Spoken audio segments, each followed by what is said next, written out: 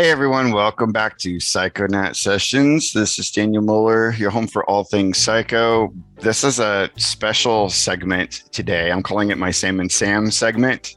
My wife called it Sam Squared. So not only this is the segment of twos, because not only is this me having you guys back for the second time, but I've got the two Sams of the indie comic industry, who I revere you both. I have altars for both of you in my house. But also we're both at no, I don't. But also we both are like in the midst of kind of putting out the second issue of each of our series right now. So Sam Royale, you just put out issue 2 of Dishoom. That's right. And it is available now. Everybody go out and get this sucker because it's freaking amazing. Thank you. Yes. And then Mr. Tsohonis, Sideshow. I'm going to call you Sideshow. Sideshow. That name right. That's really rare, man. You are just now completing issue 2. And is the Kickstarter still up? Can people still contribute to the Kickstarter? Oh, no. It's been, I was supposed to have sent this out in mid-September, so it's probably not going to get to them until mid-October. So I'm like a month fucking late, man. But it's because you're doing it right. Yeah, it's gonna look good. I'm kind of like formatting my style as a colorist too, as I are deciding how I'm gonna do it. So that's part of why it's taken so long. I'm discovering how to do what I want to do. But so I have excuses, a lot of excuses for why it's taking so long. No, that's good. So, like before we pushed record, you were kind of talking about you're in the deep dives of the coloring process. I chose not to color mine Simon Myth series because I struggle with it, and we were both kind of complimenting Mr. Royale on his eye for color and his ability to be able to. What was it that you said? I wish I would have pushed record because. Yeah, if we're gonna compliment me, we gotta record it. Yes. I just think there's a real cohesive approach that he's got, and I'm sure it's come from a lot of different practices, either like maybe I don't know, I don't want to speak to like what Sam's, I'd rather have him speak to it, but I assume he's got some fine arts training, some color theory, or at least a lot of experimentation that's led him to the kind of like place he's at, because it has a real cohesive, consistent feel it's really breathtaking. Thanks. This is something I don't think I've ever mentioned, but I think one thing that has informed the way I approach color is when I was much younger, I had a degree of synesthesia that I've since like phased out as I gotten older, where if I was listening to music, songs would register as being either blue or orange. Any song could be classified as one of those colors. I don't know why that is or where that comes from, but it was just something that came naturally to me. And so the idea of mood and atmosphere being tied to color and coming naturally with narrative is just something that's always been on my mind, whether consciously or not. So what about like Led Zeppelin Dancing Days? What color is it? Well, see, like this is the thing. I've outgrown it. This is like when I was maybe 6 or 7 years old, and that was long before I knew who Led Zeppelin was. And like I didn't even know anything about music, but it would just be like I'd hear a song and like there would be like a video in that color playing. But yeah, like if I had heard Zeppelin, at age 6, I probably would have seen it as a blue or orange music video in my head. I just think orange, because like the guitar colors or something like that. Like I actually like have. I don't like. It's not probably as tangible as like the thing you were experiencing, but like as a musician, it's like there's definitely like a cool. And musicians do obviously like expound on the color coordination to like tones and stuff like that too. Like and probably harmony more than just melody or notes, But like it's interesting to me, and I think about it sometimes. And I do think of Jimmy Page as kind of like orangey yellow, kind of regal, kind of goldy looking stuff. There's just, I don't know why, but and it's not like something I've intentionally spent time thinking about, but well, you inspired me to talk about it. Like you said. Oh yeah. I mean, maybe even the blue and orange, maybe it comes from like, sunlight and nighttime. Who knows? It could be anything. But Yeah, and so I did go to school for graphic design, and had formal training with color theory and stuff. But I don't know about you guys, but for me, learning, it was always an uphill thing where if I'm being told to do something, that's when I don't want to do it. And then when I'm left alone, then I get really, really into learning. And so it's like, when they're teaching color theory, I could not care any less, and then got super into it as soon as the class ended, and I already got whatever grade I got. So yeah, I mean, the color wheel, there's a lot to learn from it. Different proven color combinations that are essentially guaranteed to work just because of the way our brains are wired. Yeah. And then another thing, I guess, is just a lot of unconscious learning, like when you're watching movies, or especially a lot of animation. If you look at the background colors, and who is it? San Julian, that the fantasy painter from I want to say the 70s, 80s, doing a lot of Conan stuff, kind of Frazetta-ish, but different sensibilities in terms of figures, but also different sensibilities in terms of color. What he would do a lot, and I'm assuming it was to save time and stick to deadlines, but he would essentially cover the canvas with one dominant color to establish a mood, and then add in a little bit here and there as a spice, there's some yellows on the highlights and some purples in the shadows and whatever, but the predominant feeling of the piece might be green, and that's what is going to establish it. And it's an effective way to save time, but it's also just a really, really effective way to establish mood. And so that's something I do a lot too. Often the first step I'll do in coloring, especially if it's a painted piece or a mixed media piece, is just drown that whole literal or digital canvas in one color, and then figure it out from there. Who is it that you referenced? San Julian. San Julian? Okay. Yeah, Sanjulian. He's one of those artists that's cool enough to have just one name. Okay, I know who you're referencing now. Yeah. When you were talking, though, I was thinking of Roger Dean, the guy who did all the covers for Yes, or he did at least some covers for Yes, and a bunch of other kind of progressive rock sort of fantasy-scape. I used to live with a dude that shows some of Roger Dean's original art. He's got a place up in Grass Valley. We lived together for a couple months, and that was the guy that gave me the LSD that I told you about. That was like nothing I'd ever done before. I almost moved to San Francisco with him. He's got a lot of artist connections and stuff at this new gallery. I think even Les Claypool had a piece there or something. Oh, wow. Cool. Roger Dean, man, he's amazing. He's still doing stuff too, Oh, really? Wow. Yeah. His stuff always stuck out to me. It was the reason why I even started listening to Yes, was because of his stuff. But he's got that, in my mind, he's got that palette where there is a primary dominant color that is setting the mood for the whole thing, and then he just kind of builds everything out from there. And that's true. Yeah, I've just never been able to do that effectively, I don't think, in coloring myself. I have a hard time, I can be really abstract and just play with color, and I love, I did oil painting for a while, and I was doing these kind of really, not Pollocky, because I was more finger painting even sometimes, and just making these interesting multi-relational kind of smudges with all these, it just got really complex. All these the further you went, you saw more and more little particles of color that were relating and stuff. And that was a real eye-opener, and just the idea of playing with color as the kind of basis for your artwork. But it's impossible for me to do that when I'm trying to be realistic in as line work. It's I just immediately want to simulate a real environment, Right. What time is it, what kind of lighting is there and stuff. And just because I haven't ever felt like I've come to a point of mastery of it, I guess, that it's still kind of got this mystery to me that I want to unlock.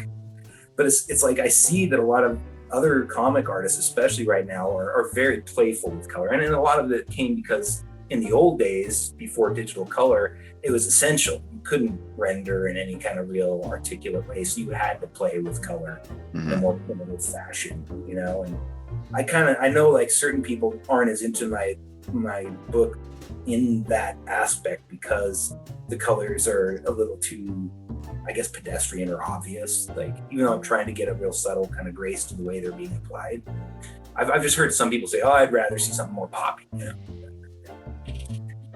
And as to what you're saying earlier about the black and white book, I just felt it's too naked. I'm too insecure about my line work right now and like the kind of hatching I'm doing that I felt like it looked kind of shitty and it doesn't really quite feel as fun to me without the color. So I kind of just felt like I had to. I feel like I'm stuck with it on this, but I want to do a black and white down the road. I hope I didn't derail the conversation. Comic artist, the most self-deprecating demographic in the entire planet. It's really naked though, seeing just the black and white line there, man. I mean, there's no fucking covering up. I mean, unless you do like the zip tones, but that's why everyone does the zip tones, I guess. Yeah. Hide in the shadows. Not played.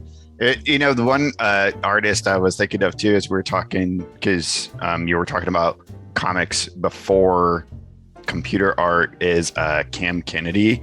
He did a book series with Tom Veitch called The Light and Darkness War. Now, I'm not going to disparage Tom Veitch. I love Tom Veitch. But it's a very hard series to follow as a sequential narrative because the art is so eloquent. It's just, I don't think Cam Kennedy's work is meant to be sequential art, really, but it's beautiful. It is so beautifully rendered. It's done with watercolor, and it's just gorgeous. Like it's Star Wars Dark Empire was another one. Yes. They had like a body of work working together. I've only read the one, Dark Empire, but similar. I remember as a kid being like, this isn't how my comics normally look. But then you like kind of like get over it and you're like, this is pretty fucking cool. Like, this is pretty neat what he's doing. But still, it's almost more about the art. It is. I mean, I still got a story out of it, but it's like the impression you're left with is these beautiful watercolor flashes. Yeah. Sam, I just want to jump back to what you're talking about with your color choices in your book. I'm surprised to hear that you got criticism for pedestrian choices, because I thought what you were doing with color, I thought they were very deliberate choices you were making in order to make kind of difficult to swallow subject matter a little more relatable, a little more accessible. I thought that was something that you'd done on purpose. Yeah, I've kind of always imagined it to look like a kind of Pixar movie, you know, like when I first started drawing, I was like, it'd be cool, like make a character that was just really simple shapes like that. Primary colors, you got the red shirt, the blue jeans. I mean, it's the whole Scott McCloud theory of like making the character as simple as possible so the reader can relate to it more. Exactly. Yeah. I sent it to like Sean and Carson over at Living the Line, and Carson's an art teacher and he's kind of into a lot of kind of more avant shit right now. It's like his thing, and he was more put off. He didn't really say pedestrian, but that was like the person that gave me the biggest critique of the color. Especially just being honest about his taste, but some of the airbrushy quality of some of my like marks in that first book, they are a little soft and maybe not where they should have been cut more, So, and I think I've sophisticated even just since that book, and that's kind of it. You just have to do what you can every time. But he was more like, I think we'd been connecting and talking a lot, and he was like, I'd rather see something more like the Incal, like just like kind of like stark colors and stuff, and that's what he's into. So, I knew that's what the case was too. But I've heard from other people the same thing, that it was a little too airbrushy and soft. But I mean, that's how grades of shadow work on a round, is that it grades out. Like, that's how shadow works. So it's just, I think my big weakness that really like was calling out to people was just I wasn't doing enough hard cutting with my colors and highlights. I'm the same way with my colors. It's airbrushy like that. I'm too insecure to make any hard lines in the color. Or hard cuts. It is hard to commit. Yeah. But Daniel, since you're already playing with gray tones and washes in your stuff, if you were to ever make the transition to color, going with that single color palette as a starting point would be probably the easiest way to get into color. You think, like, what's the one color that fits the mood of this scene, and then just make the whole canvas that, because that's the easiest way to learn. Sorry. Oh no, I didn't mean to. I thought you were done. I didn't mean to interrupt you. I was the one interrupting, but it felt like you were finishing. But Kurt Michael Russell, you ever watch his stuff on YouTube? He does like coloring tutorials. He had a website at one point and had tutorials on there. Now he's a little more on Patreon, but you know, he's been doing it a long time, so a lot of it appropriate to me is a little further back. Now he's working in Clip Studio and stuff like that, and Procreate. Doesn't always apply, but he had been talking about, I forget the thing, but it's in the image adjust menu in Photoshop, and it's like have a little kind of slider with all these weird random colors, and you can basically take a whole kind of like workup of values and apply a color thing to them to like get just different ideas. So you can take your gray tones and apply that and colorize it and get all these different expressions of kind of like colorization to it. It looked really interesting. And like, I've thought that if I ever do gray washes on my inks, that I'm going to try that just to try and get a little more stylistic with the kind of color palette and stuff. That's interesting. So like it would assign a color for like the highlights, another color for the midtones, and another color for the shadows. The colorization of the grays or something like that. I don't know how accurate it is, but what is this? It's like threshold maybe? No, that's not it. Okay. I'm going to have to find a way to translate this because I use Krita for my coloring and what's that program? Krita, Krita. It's just a free program you can get because I'm a blue collar operation over here in Psychonaut Comics, folks. I can't afford them high level Photoshops like you use on the. I mean, a lot of the big leagues, iPads and stuff now. You know.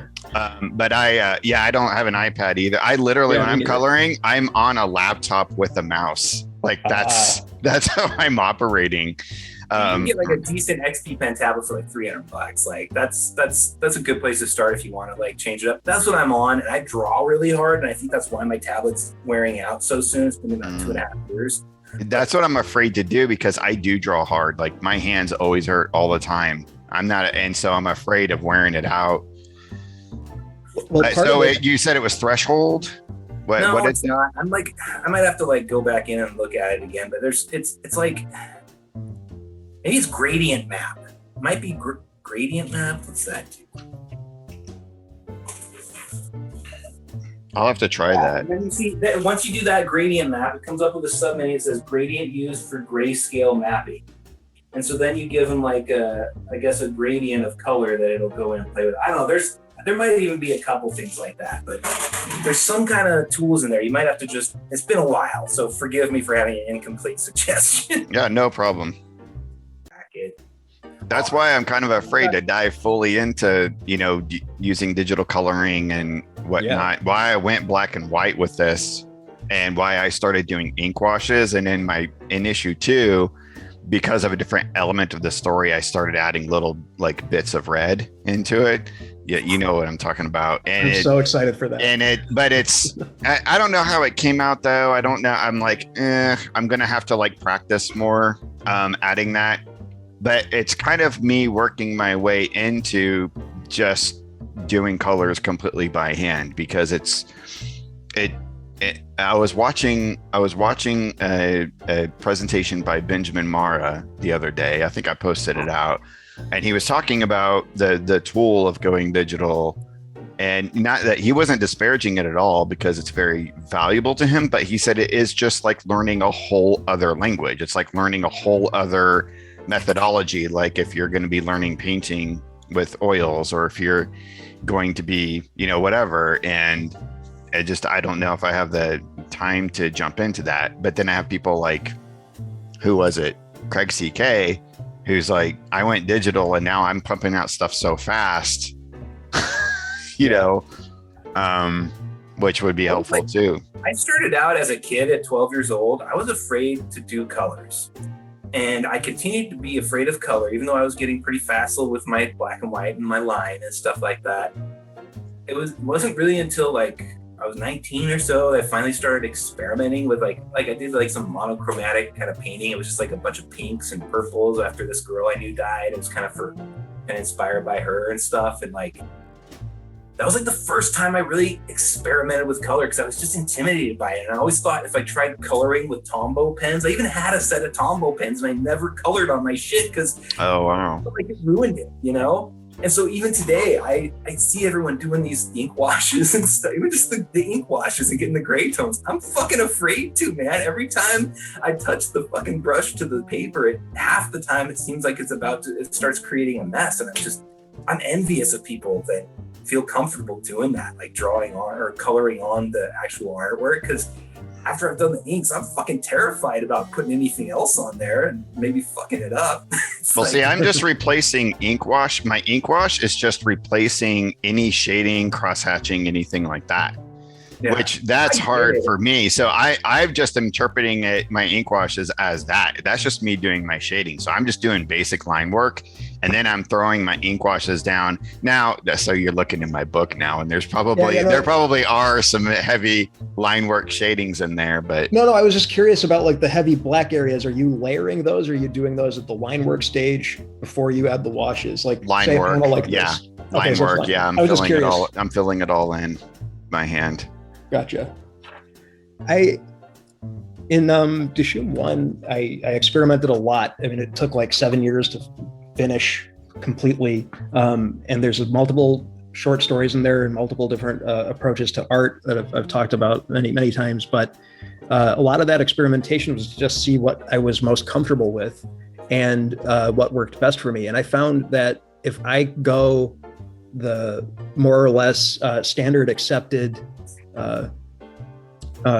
process of production for comic art, where you have pencils, inks, colors in that order, and compare it to a mixed media painting or a digital painting, or compare it to something where you just start with color right away, they all take me the same amount of time. And so like ultimately, the better effect for me, the better end result is if I'm not doing the standard inked and colored way. It's just not really my skill set. Like I don't have a ton of experience with traditional inking. And, we brought up the word pedestrian earlier for colors. And I think it's just because I have a chip on my shoulder with that word specifically, because I remember being 17 in a bookstore and looking at like some how to draw comics book. And there was like a quote from Neil Gaiman, and I hadn't even read any of his stuff at that point. So I don't know why I put so much weight on his opinion when I didn't even know who he was yet. But like he said that like most superhero comic art was so pedestrian. And like I just was thinking like, wow, he like threw a lot of professionals under the bus with that one line. And I might even be misremembering, maybe it wasn't him. But this is the way I remember it anyway. And I remember reading that and thinking like, well, okay, I don't want that word to apply to my stuff. So I'm just going to try to go in another direction. And so I just like kind of didn't develop those inking skills at all. Thinking like, well, with modern printing technologies, you don't need to use this process anymore. Really, you can if you want to, and you can if it works for you, and you can if that's the look you're going for, and if it's the right look for your story.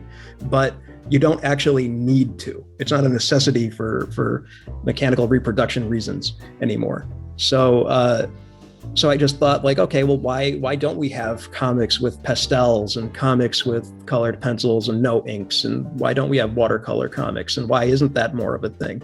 And so that really set me down that path there. There's an obvious distinctive character that your work achieves by using that path too. I mean, it's not like there's colors in the pastels that are unavailable digitally, but there's something about the kind of resolution of it on the paper that comes out in this really unmistakably kind of like almost, I mean, it is fine art, but it's in a comic book, so it's not fine art, but it's kind of quasi fine art. Like it's really quite different. I don't know if there's anything else like it. Is there anything else?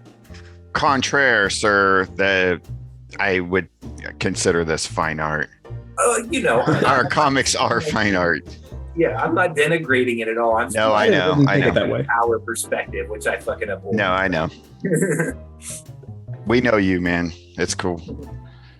Yeah. I don't even know like how to even go into those distinctions of like fine art versus illustration versus commercial art? Like where does one begin and one end when so much to do with the manner in which it's sold, I believe. If right. you have more than a certain amount of prints done of a painting, you aren't shown in galleries. Like there's like, and right. with like replicas or castings of sculptures, there's actually kind of like, if you do too many of them, you're not real. You're a fucking hack. Well, there is that. A friend of mine who sells his sculptures. Like, yeah, it's like it's that pedestrian comment too. It's this sort of elitist mentality. When I went to art school, I went to college and I majored in art, and I went in just totally right off the heels of like the image boom and all that. I was ready to make comics, and I went in with all of my illustrations. I applied everything to every project and of what I learned from copying Jim Lee and Rob Liefeld and all the idiots that we followed back then. And it was, I was totally bashed for years, and to the extent where I actually shifted my major because it was just, there was this whole mentality of like, I see what you're doing. You're doing illustration. And I'm like, what? Isn't that art? Isn't that what we're here to, isn't that the kind of like the next gen of like, this is like where art is going, right? And I've never really been able to reconcile that in my brain. I still have, whenever you were stating that about the pedestrian angle, there was a part of me that definitely got triggered. And yeah, and when I talk to people now, and I talk to people that aren't a part of this community, like extra friends and family, when they mention my comics or I mention my comics, it's done in this like, oh, your comics, like it's this it's this stuff. Infantile like right. little thing, and people just don't understand the how elevated this medium is in my mind and in my consciousness. How it for me it is that next step into the evolution of art. And because there's so many infinite possibilities of where we can push it, and it just hasn't been reached yet because it was commercialized for so long.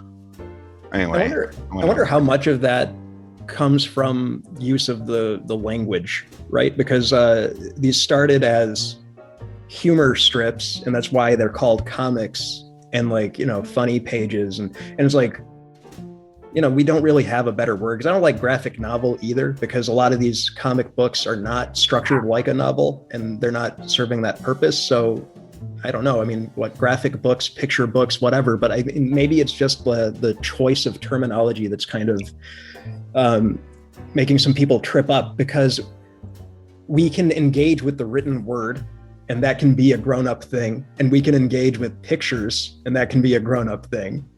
And we have words and pictures on all the video media that we digest, and that can be a grown-up thing. And then as soon as you have comic books, it's that's a little kid thing. But I'm fine with that too. Well, there is a subversive quality to it because of the kind of unassuming kind of exactly place it resides in the lexicon of artistic work being produced. And it's like, it's so hard to actually make money off of it that no one really pays that much attention. I feel like I've heard famous artists that are actually professionally experienced say this too. It's like, I mean, not at Marvel, you're very visible at Marvel, but, and especially traditionally in like the EC days and stuff like that, before the Comics Code really took over, like, there was like a kind of like, it's almost like a cultural gray area or something. It's kind of weird. It seems like there's a possibility there for that. And that's, maybe why it's, I don't know, it's interesting because it is subversive and it's used for propaganda all the time. Captain America, propaganda, even if it's good propaganda, Captain America killing Nazis, I don't like Nazis. I don't have an issue with that. It's still propaganda, and it's interesting. And so I'm trying to propagandize a little bit. I'm not trying to like be anti anything in particular, but I'm definitely trying to intentionally like use the media in a way that, I don't know, I guess probably also too because you can do it just yourself. It becomes this whole holistic representation of how you see things, and that makes it significant as a medium too, because it's really impossible to make a TV show or a movie just by yourself, right? Yeah, that's true. It's an opportunity for singular vision that you don't see a lot of these days. Yeah, so there's less filtering out of like the kind of like rough stuff, but it's also how creators get canceled. That's true. Yeah. But you're also not limited by props and budget and actors and contracts either. I mean, you're limited in budget in terms of just like getting the materials, but like you can do anything with just even a single ballpoint pen and a piece of notebook paper. You really can. That's true. I don't know about you guys. I think we're all about the right age that, you know, when we were growing up into comics, it was a nerdy thing. And then as the movies have come out and gained more and more wider popularity, it's become kind of a cool thing. Right. It's proven out even at the Comic-Cons that really they're not there for the creators. It's all about the movies. And so like more and more the movie audiences are beginning to resent the comic audiences, I think, because there's a difference and they're seeing it on social forums and it's becoming this thing. It's not like all the comics original audience are critical of the movie releases, but a lot of the critics are coming from that background, right? I kind of feel like we're headed towards geekdom again, like in the real sense. Like I think it's going to be a marginalized kind of like type of scene eventually once the Marvel movies get played out, and you know DC will keep trying, but they'll probably never accomplish it. You know what I mean? I don't know. Like I don't know, because like I kind of look forward to that, because in some ways it's like, I don't know. I find like in all the arts, as I've grown up, I've been surrounded by a lot of jocks who weren't good at sports, you know, and like the whole competition thing that comes in, this kind of like real mediocre, like attempt to just kind of do what everyone else is doing. That's kind of like jock shit, you know, and it's fine. And that's fine that people want to do that. But whenever something gets popular, that's what you get. That's what happened with guitar after Nirvana. That's what happened with comics after fucking Jim Lee. You know, it's like there's a lot of copycats and fucking vacuous minds just out there. You know, I don't know. I don't mean to be resentful, and there's room for everyone, but I'm hoping that like the lull that we're probably heading, you know, if comics don't figure out how to make more money other than just through movie adaptations, it's probably going to create a space where we're all interesting again. I don't know. Maybe I'm just like totally like speaking out my ass, but. Well, go ahead, Sam. Oh yeah, I was just gonna say, I think a lot of what you're saying applies to mainstream superhero comics, but there's like that whole subset of young adult and anime or like manga and manga inspired stuff that is more, I guess, like numbers wise, mainstream popular. I don't know. I mean, it's like I don't know if it's ever going to fully fall back into a niche thing or a thing. I feel like the superhero comics, they're going to die out because that's like just like middle-aged men are like the youngest comic fans for superhero comics right now. That's going to go away pretty quickly. But comics as a medium are still going to be around. They're just going to be in accessible in different ways. Like they're going to be more online comics. There's going to be more collected books on library shelves, and you're going to see more of that. I mean, I don't mean to doomsay the industry. I mean, I really hope that the quality continues to improve, and like, right. Yeah, I just feel like the kind of like the stuff that I don't like, that's just super mall shit, is going to be gone soon or something like that. Or there's going to be less of it to worry about. I don't know. Yeah. That speaks also to what we were talking about earlier before we were recording, I think yesterday, about the way distribution will be specifically for indie creators. Like we're already having to kind of shift to this like completely different model that we're really not sure of yet. We're like testing out this like Kickstarter thing, and we have online venues, but nothing is set. It's not stable, as in you had this like one distribution channel into comic shops or to grocery stores and gas stations, and that's like completely gone. That's like dying away now. And I didn't know if you guys had any kind of thoughts as to where things were headed and what you feel comfortable with, or if you have any ideas on how to improve it.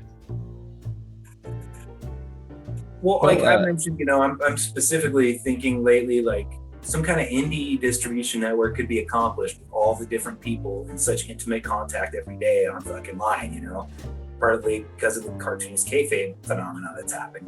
There's so many creators communicating through that one network. Like, some should be able to happen for the people that aren't able to get into the Diamond roster. Like, I'm not able to. I sent up my shit, I haven't even heard a response, And I don't know, though. I mean, it's tough because once you start talking about distribution, it's like, I think the challenge is like making sure you have supply to like send out when people want it, and like that means everyone has to create enough of a surplus to be able to, but like to think about, like, especially the stuff that all three of us are doing, the more trippier kind of psychedelic sometimes shit, like I was saying, like, what if we were in head shops? I think one of you was saying you were thinking the same thing recently. It seemed like our Crumb comics, right? They used to be sold in head shops back in the 60s, right? Not in before comic stores happened and stuff. Now there's all these weed shops happening, and they're doing lifestyle stuff. They try to sell their freaking pipes or other things that or shirts or whatever. Why not give them trippy comic books and have like a national fucking network to the states that have legalized weed to like try and get dispensaries to buy the shit and sell it? I don't know. It's an interesting thought. Then you end up getting like labeled as the weed artist or something like that, talking about drugs, Well, I'm sure there's plenty of comic creators who wouldn't mind a label like that anyway. So, I mean, nothing wrong with that. But it's something I'd been thinking about for probably like the last year or so. And then Ben Granoff, we both are familiar with as well, he got involved with this book called Oh Fuck Why. And they do have some kind of connection with a weed dispensary. I don't know exactly how it all works. I don't know the specifics of it, but like they have like the actual, like the tagline of that comic is like the comic book that gets you high. And so like he's already exploring that avenue. And so, yeah, he might be a good person to talk to if you were interested in trying something similar. Was he talking about that in Daniel's interview with him? He might have been.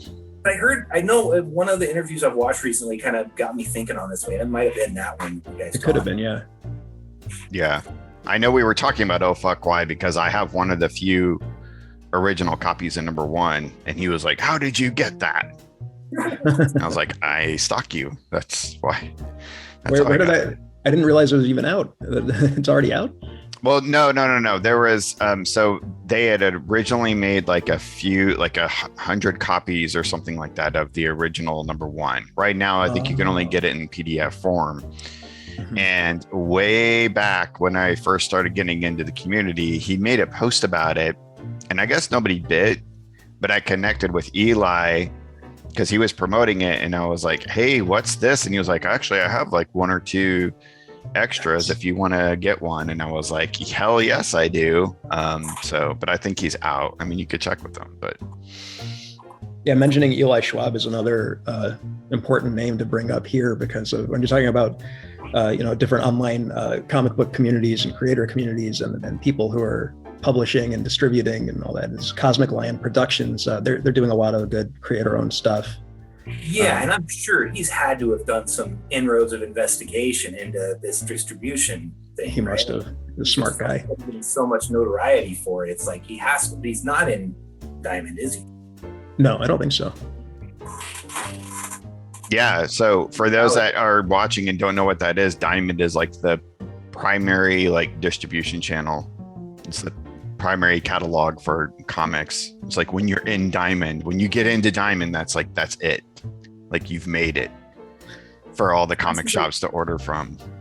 When I started doing Philip Peg, it's been years since I picked up a copy of previews. It's been probably decades since I picked up a copy of previews, right? And I remember looking at previews as a kid and seeing all the kind of like lo-fi black and white shit in it and stuff. And they still have some, but like there was a lot of room to get in that back in the day to get into this roster. And now, when I first started, I was like, sure, I'll be able to get in there. This is good enough. It's fun, man. You ain't getting what is their criteria for that? And stuff. And you can say you've been at all these cons and shit. I don't know. I could be wrong, but it seems hard. What's their criteria?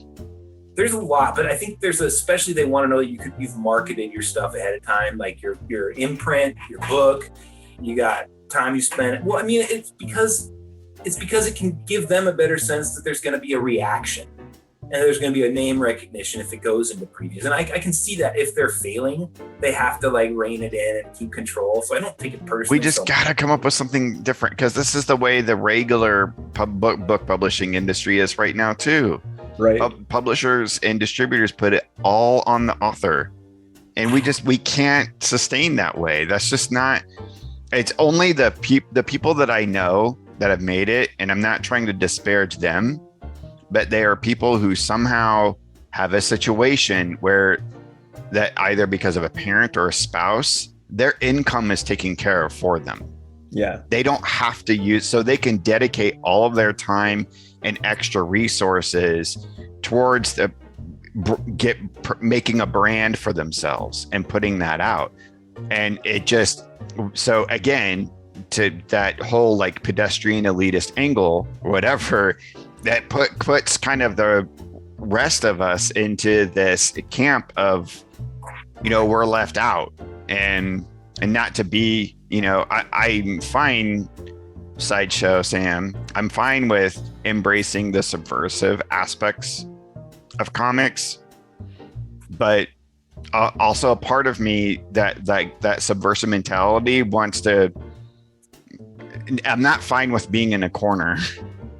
Actually, I think that this segment of the industry could be a mainstream in a sense, but I'm afraid of what it'll take to get there, because I don't want it to become corrupt. I don't want it to become the mainstream monster that the mainstream is turned into. But there's no reason that all of us shouldn't be able to be living off of and making money off of our art. There's no reason at all.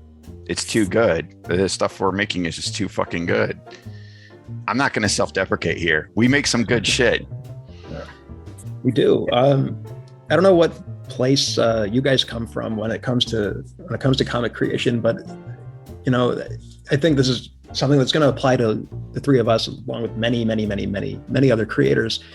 You're going to be making something regardless of whether, it's going to make money or not. It's coming out either way. Yeah. And so, it's like the worst business outlook to have, but I try not to sweat that stuff. It's like, just focus on making it and just keep putting it out there any way you can. Sorry, I didn't mean to interrupt. No, go for it. Well, sometime in my 30s, I had the realization that there's a thing about obscurity that you get as an artist, because if you toil as an artist into your 20s and 30s and you get no recognition, no critical success, no gain, if you keep doing that shit, even though everyone's telling you fucking suck, like, or just doesn't care, like, you're an artist for reals, dog. Like, it's because you have to do it. It's because it's coming out of you. It's intrinsic to your identity. And that's something that like people like Metallica don't have. They do it because they are successful at it. And it's like, this band's going good. Let's keep doing it. Let's write a new album. Let's make it even more successful than the last one, Different motivations. I don't know if they're fucking artists or not, because when they got fucking famous, they were 15 or 16, right? It's like, well, or however old they were. It's like, I don't know, the early peaker thing, they can keep on writing that way forever. And it's like, I would feel like a sham if I was James Hetfield, even if they're going out and writing new stuff. It's like, it's still not, I mean, they're trying to do it, but it's just, I mean, I'm glad that these bands are still out there doing their thing, but it's just weird that none of them really produce any meaningful shit past their first couple albums, or, there's, I don't know, there's something about being an artist and not being rewarded for it that's inherently rewarding, I've found, and I'm okay with it. I'm known, like, I'm gonna keep doing it. I can't stop. And it's like, I don't trust therapists, and I have a hard time trusting or liking people a lot of times too. When I get really close, it's like, it's hard for me to have relationships, and it's gotten to a point where the only thing that really gives me anything is my artistic practice. It's like what I live for. It's sad. It's pretty fucking sad. I'm a little broken inside, and I imagine eventually I'll find, more happiness with people in my life, and I'm open to it. I'm trying to work on that. But what a fucking thing to know, though, that even if you're all alone, you still have this thing that nourishes you. Like, people have, because they're so busy worrying about what other people think of them and shit, you know? They don't ever take a minute to find a path towards something, you know, internal that can sustain you, you know? And again, it's like doing that art, even if you're not getting anything for it, that's what does that. That's what makes you like spiritually strong as an artist, I think. I don't know. Sorry to just go off and like. That was a great, perfect segue into Sam. You had a question for us about approach or philosophical approach. Yeah. Sure. This will lead us into our next hour. That was perfect, Sideshow. What a great inspirational rant that was. I'm gonna have to clip that and listen to it later. Thank you for identifying it properly. That was good. That was a good rant. It was in a disparaging way. Yes, I had this quote I came across when I was listening to this audiobook. Arthur Macken's "The Great God Pan." Maybe you guys have read it, but it got me thinking about your work in particular, both of you. It goes. I stood here and saw before me the unutterable, the unthinkable gulf that yawns between two worlds, the world of matter and the world of spirit. And it got me thinking, like, when you're doing the kind of stories that we're doing, where you're dealing with esoteric, metaphysical, and hallucinogenic subject matter, which visual approach do you feel better serves your story? Like one that's more matter-based or spirit-based, like more literal or more abstract, more representational or more dreamlike, more Apollonian or Dionysian, you know, that kind of thing. Well, that's interesting. So Apollonian and Dionysian, so like Apollonian's more the science of the art and then Dionysian's more the personal experience of the art, kind of? Maybe. I mean, the way I took it was like, one is, you know, you have your tangible, real world representational type of art, like very clear cut technical illustration. Think more leaning towards house style or vacuum cleaner manual style illustration. That would be more Apollo. Right. Yeah. That'd be more Apollo. And then you have the more abstract, painterly, amorphous, less I guess less fleshed out, less detailed, more like about Brian Boland versus Daniel Warren Johnson, right? yeah, sure, that's a great way to put it. Both exceptional. Exactly. Yeah, this isn't to disparage either side. It's both are valid approaches. I don't know about Sideshow, but I don't know how it comes across in my in the output that I have, but I've always considered myself to have a very Dionysian approach, because if I try to, like, say if I get How to Make Comics the Marvel Way or Bern Hogarth's, you know, figure drawing book and all of these, you know, very tried and true methods, and then when I try to apply that to my own work, everything just gets so stilted. Everything gets so that it just loses its life. And so so again, I don't know how it comes across. Some people may look at my work and think it's like pretty plain or just standard cartooning or whatever. In the way you structure things. Yeah. That's the way I tried it. It's just very, you know, I don't know how I do it. I don't know how I don't think, oh, well, now this needs cross hatching and this needs, I try to just be 5 years old again or 10 years old again. And I'm just in it.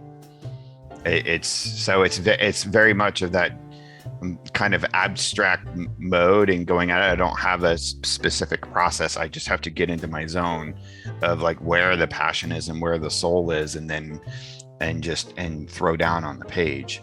So it's more intuitive, would you say? Very intuitive. Even when I'm laying something out, even when I'm thumbnailing and laying out, like it's interesting because when you watch like the Cartoonist Kayfabe channel, they almost have like prescribed methods that they're logging in terms of how certain things need to be laid out in the perspectives and on the page. And if you're going to have a panel where people are looking in this direction, on this next panel, it's probably best to have this kind of perspective because it will lead the readers in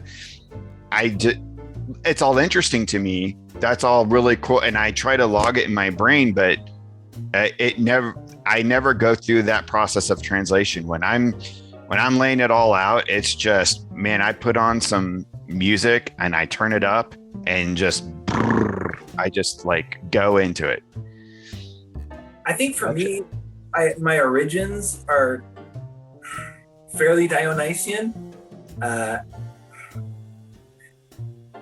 Maybe I kind of got to a turning point as a teenager when I got into smoking weed and playing guitar, because drawing became harder at that point. I had become pretty successful at kind of doing structural kind of comic drawing, like based on, studying artists like Jim Lee and McFarlane and how to draw the comics more of a way and stuff. And I wasn't there yet, but I was getting there pretty quick. I was getting pretty good, and it was starting to take a lot of time. And that was one of the reasons I kind of put comics away for a while, was because artistically it was like, God, man, I could spend my entire high school career. I remember having this kind of inner conversation, like I could spend my entire high school career trying to become the best comic book artist, and I'm gonna just be locked in my fucking room drawing all the time, because this shit takes a long time to do well. I'd gotten to this point where I started to do some clean inks for the first time. I was like, but just with a technical pen and trying to like, multiple passes to make a thicker line and stuff. It just takes for fucking ever when you're doing that, right? And I was getting into music, and I was feeling like the artistic identity of me was like what was not succeeding with girls, or that my dad had issues with. It was like I was kind of blaming the artistic impulse that I had on all the social problems I had. And I was like, well, I'm gonna fucking learn to be cool and show these people I'm a fucking rocker, but fuck them. And I was like, I can always come back to it, like if I want to get into drawing again. But once I made that decision, I started sucking at drawing, because I was always stoned when I wanted to be creative. And I got into dancing and finally improvising and stuff. And like, I got really into just tapping into that kind of unearthly part of myself, maybe, or at least I felt like I did, eating acid and trying to improvise with random musicians I've never met before. And you don't remember what you've done, but sometimes the stuff that comes out is just sublime, or at least a minute of it is, And I got into this thing where I was trying to chase that dragon and catch the kind of clouds. And I was trying to do these comic projects over my 20s and stuff. And I did a couple different things. I tried to put together pitches, and by the time I'd done these pencils and worked them up to the point where they were good, I'd just throw the inks down, and I just think, oh, my gestural expression will save the quality. And it just looked like shit by the time I was done, because something wasn't fucking working. I was just leaning too hard on it and not carefully enough or something. And so I'm going on forever here, but I know that like where I'm at now, and like through some of my graphic design career, doing web programming and stuff, like it kind of made me be a little more explicit about my expression. I kind of had to become that way. Same with like woodworking I've done and stuff. And it's now I'm kind of like, I don't know. I want that energy. I want that wildness to come out, where I have to have it look like controlled. And so it's like I'm trying to balance the two. And with Philip K especially, I've been working on it so long. Like the story of it has all been kind of generated through these real stream of consciousness like sessions where I'm, at a coffee shop drawing and writing what comes to mind, or in class taking notes from the philosophy professor and throwing shit down. I mean, over 25 years, I've just kind of had these little Dionysian sessions where I'm kind of intuiting what it needs to be. And then now I'm kind of just really trying to like cultivate that Apollonian side and make it come out in a way that doesn't make me embarrassed to show it to people, because I'm really self-conscious and self-critical. So I kind of grabbed me a line. I just took way too much time. I was so verbose. I'm sorry, guys. No, not at all. It was really interesting because like I feel like your story for the full title here is the Transmigratory Adventures of Philip K. in the Land of the In-Betweeners.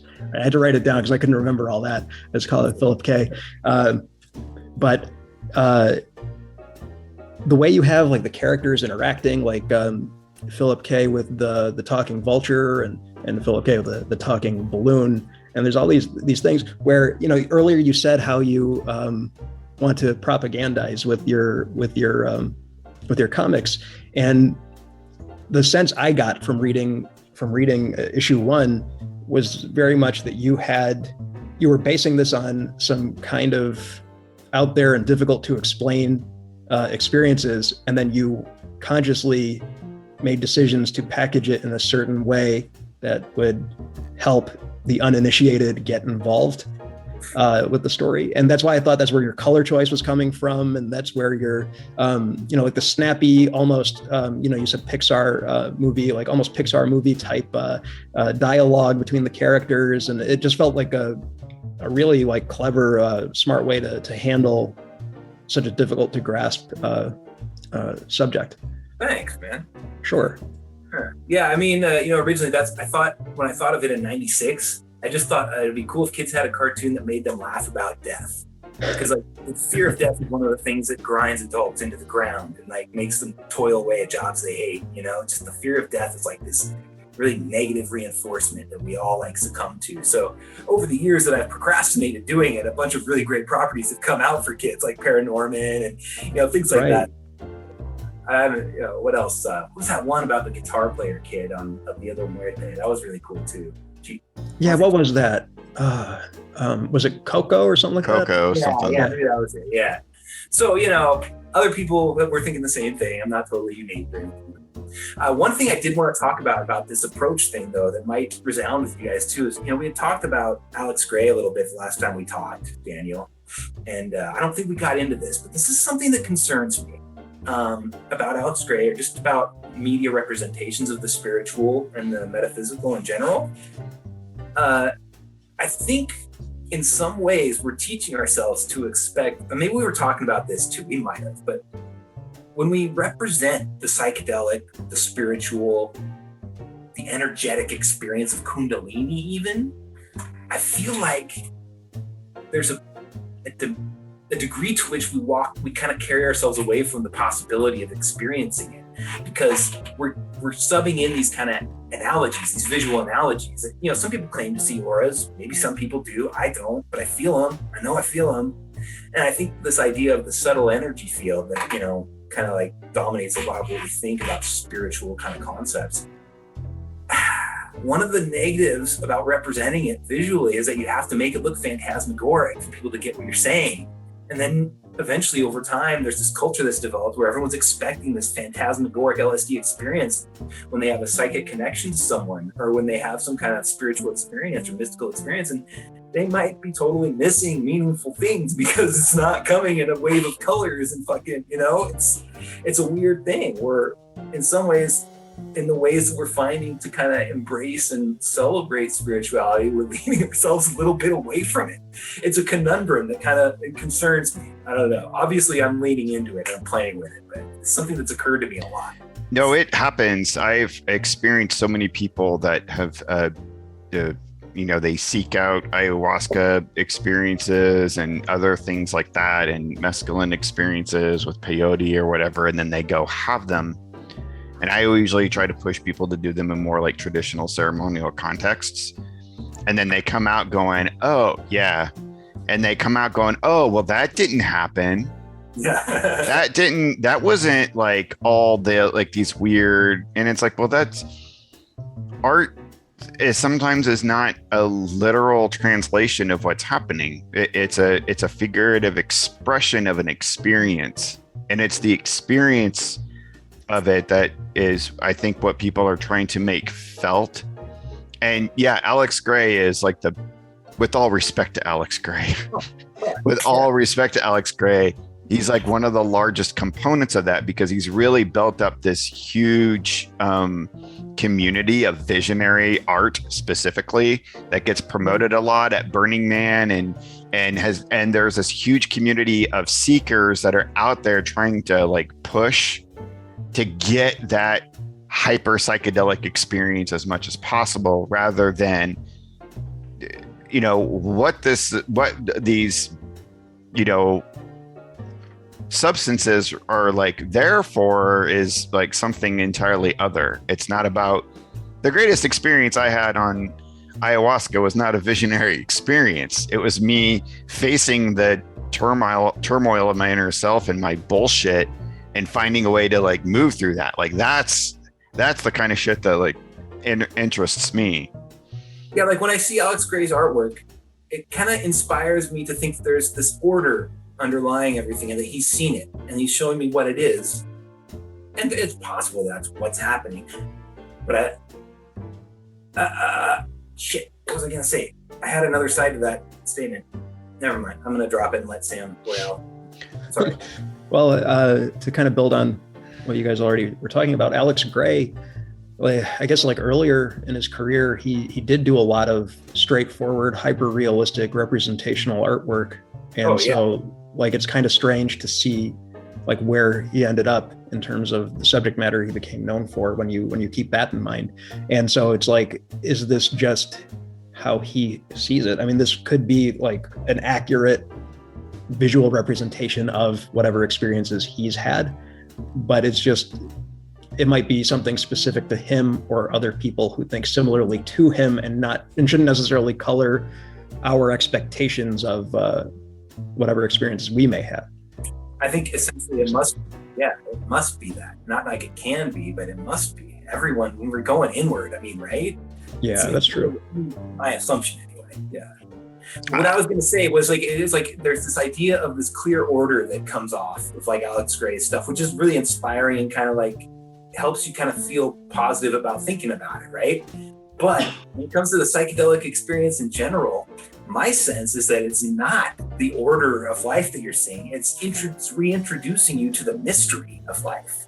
And that's like this thing that has to be there. And that's something I've been thinking about a lot lately, is like, you know, they talk about the mystery schools, right? And I think a lot of people suspect that maybe LSD is maybe relative in some ways to the stuff that, you know, they would give you when you get the Eleusinian mysteries and stuff like that, or some kind of psychedelic substance, you know? And, you know, everyone has this goal of figuring out the universe when they get into spirituality. They want to understand it all and they want to feel like they have it in hand. But to me, like, I think the whole point of it is to be constantly on the threshold of mystery. And like, to the extent that you obliterate that possibility of mystery, you're kind of like just homogenizing the world and your experience of it. Like, and it's like, if you can like live in that like edge, liminal space of being aware of mystery and still being able to function in the real world, it's like, that's where the magic happens to me, I think, especially like with art. I don't know. But that's why, for whatever opinion people may have of the mystery schools, the traditional mystery schools, they had this secret society aspect. And part of that was to kind of, replicate that process of what you were talking about. It's not that, I mean, I'm sure some of them were like entirely exclusive and elitist and bullshit, but the tradition of mystery schools having a secret, it's the same reason why those in the Wicca communities have covens. Like, what happens in the coven stays in the coven, because it's part of that like mystery piece. It's a part of embracing mystery. And a lot of the like symbolism you find throughout, a lot of these traditions have to do with veils and, keeping the veils and curtains like, shrouded over whatever it is that you're trying to come in contact with, like that or the originating source of the universe or the creator. It's the whole Ark of the Covenant thing in the original Temple of Jerusalem. That was there was a way of shrouding it and keeping it unavailable to the mass public. Again, there's an elitist aspect to that I don't appreciate, and it was used politically.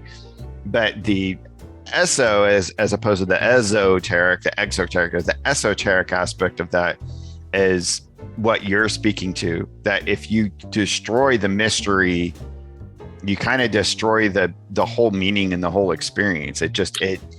It all falls flat, and then you lose the magic. Magic is gone at that point.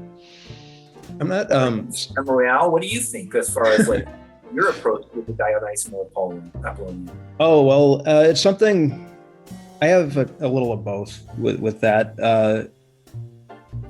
My thumbnails, I don't have any handy without getting up, but it's mostly text-based. I just write it out, and it's just like these certain trigger words, so I'll remember what the image I saw in my head was supposed to be, because I can't, there are some people who can draw their thumbnail images so nice and clear at such a small size. Ben Granoff is amazing at layouts. Rick Lopez is another one who can very clearly indicate what he has on his mind in his thumbnail sketches. I don't have that, so I just write out what I want, and so it's a lot of like word association and a lot of things like that. And then like when it comes to the out there subject matter, I do try to go for a less tangible approach, more dreamlike quality. I guess the goal would be, rather than spelling out the message with words, even though that's how it starts out in my thumbnails, I want to present you with imagery that will kind of tickle your subconscious into getting it on some level, whether you're aware of that or not. And I'm not very well versed with the whole mystery school thing, but I think like at least one aspect of it, please correct me if I'm wrong, but like one aspect of like the traditions there is like they simulate death for a new initiate. Is that something accurate? Like very much so in many respects. I know in the Freemason tradition, that's supposed to be a big part of one of their ceremonies anyway. I know Buddhists actually like have a meditation where they contemplate their own decomposition. Like I've heard that before. A certain sect of Buddhism is like a powerful meditation to focus on. I think that's like one of the primary initiatory pieces of of most cultures that have an esoteric tradition. That's what you do, is simulate. That's why when I first talked with Sideshow Sam, I was like, have you been initiated, dude? Because your comic is that. It is basically esoteric initiation. And the fact that he wants to create something for children to be able to like happily embrace death, it just all clicked in and made so much sense to me. But yeah. Yeah, if I have, it's been self-initiated, and it's like that's what I want to keep Philip K too. I want it to dance in and touch in on all sorts of stuff, but I don't want it to like adhere to anything, because it's not. It's its own thing, and it's about my specific vantage point, and then through some kind of transduction, it becomes the person reading it's personal. It's like hopefully that's it. Again, it's like I want people to like. I want to encourage people in the world to embrace the difference and to like learn from the difference, and also to still stay rooted in the self, like to like embrace the other and the difference between you and the other, whether it's spiritually or bodily or whatever else, but also stay true to yourself, because you can learn from a guru without getting led down a fucking line by a guru. Yeah. You can learn from someone who professes to be a master without necessarily succumbing to their fucking flaws as a human. Right. Which a lot of people do when they completely go wholeheartedly into some kind of spiritual path. It's all about the leader, and it all becomes inflected by their flaws. That's my feeling. So Sam J, I do see the element. I see what you do in your work in that sense of having those like almost breadcrumbs of this like greater process, and that's the way the symbols are used in these traditions, as these little keys to unlock aspects of the subconscious. Exactly. Yeah. And it's funny because like so much of that kind of happened organically, in that like I said earlier, I'm not really familiar with the whole mystery school thing. And so it was something, whether, we're talking Jungian archetypes or Joseph Campbell symbols or icons, but like we have like these things in us inherently that are going to draw us to these certain themes and certain subjects. And I think like a lot of people have a turning point, whether, they're contemplating death or have an actual near-death experience, or it can change your whole outlook and affect the way you live your life from that point on upon returning. And so in issue 1 of Dishoom, I already spoiled everything on it the last time Daniel and I talked, but there's a character, Helga Hale, in the 3rd story called the Theoportal, who essentially faces her own mortality. She witnesses herself aging and dying. And she does this after visiting this like basically this magical forest. And it was after I'd already published that book that I came across this book called Real Encounters, Different Dimensions and Otherworldly Beings by Brad Steiger. I don't know if you're familiar. I found out about Steiger because John Keel name dropped him in a few books. I think he was mentioned in Our Haunted Planet. Okay. But in that book, he talked about this Austrian doctor, Wolfgang Weilgart, and this guy he claimed to have been 5 years old and in the forest, and encountered this magical being who like made him confront his death, and he had to accept it and then return to his regular life. And he told his parents, and his parents thought he had lost his mind, and so they take him to the psychiatrist, and they they put him through all these tests. They find he has a 200 IQ, and like there's all this stuff. He ends up like later in life he becomes fluent in like something like 11 languages, and the Nazis try to get him to work for them, and he flees because he doesn't want to be associated with that. And like this whole thing. And I was just thinking, like, a journey to the forest, encountering this magical being who makes you face your death, and that changes your life. And it's like word for word what I had in my book. And I was like, what is that? Like, and so it's just like this thing that I think a lot of us gravitate towards, whether we're familiar with these other things or not. It's just something within us that's waiting to be tapped into. Yeah, I think people find you don't have to like be well read in any of this stuff at all, or even be involved in any of the traditions, because you find out that it's so inherent to the human DNA, just in the same respects of like how a cat or a dog just knows how to do certain things. They just have it. Like we have those things inside of us, and it's so weird to me that's our, like, we don't have a lot of great natural mundane instincts, but as a species we have a lot of weird spiritual instincts and inclinations. And I think that is the ones are often ugly in their expression, right? Do what? Well, the mundane instincts come out looking quite ugly because it's like all about the material world and our survival and our thriving, at the expense of others half the time. So yeah, it's odd. Like it's interesting. There's also kindness though too. There is like a kind of like transcendent generosity that's possible. People do like in the real world, in the material instinct. But do you feel that Sam J and Sideshow, that this stuff is coming out in your work fairly naturally, this like tapping into this like whatever greater mystery is that it's just because it's something that interests you and it just like flows through? Because for me, I feel like I probably force my academic knowledge of the stuff into, because a lot of times it's just in my brain and I want to get it out. So it's usually a very conscious process, but you guys think it's just more of a subconscious thing for you? For me, it's been mostly a subconscious thing, and then I find out a lot of these connections after the fact. Like some of it is definitely intentional, but others, it just seems to be happy coincidence or synchronicity. That's what makes it so much more magical. Yeah. I think, I don't know, like I'm conscious that that's what I'm trying to do, but it's also one of the impelling ranges of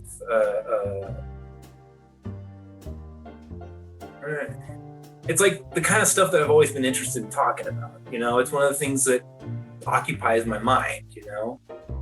There's other things too, and there's other stories where I want to talk about other things, like more maybe than that. But there's always also kind of like a little aspect of like something trippy, something weird and supernatural or spiritual that I want to kind of like weave in.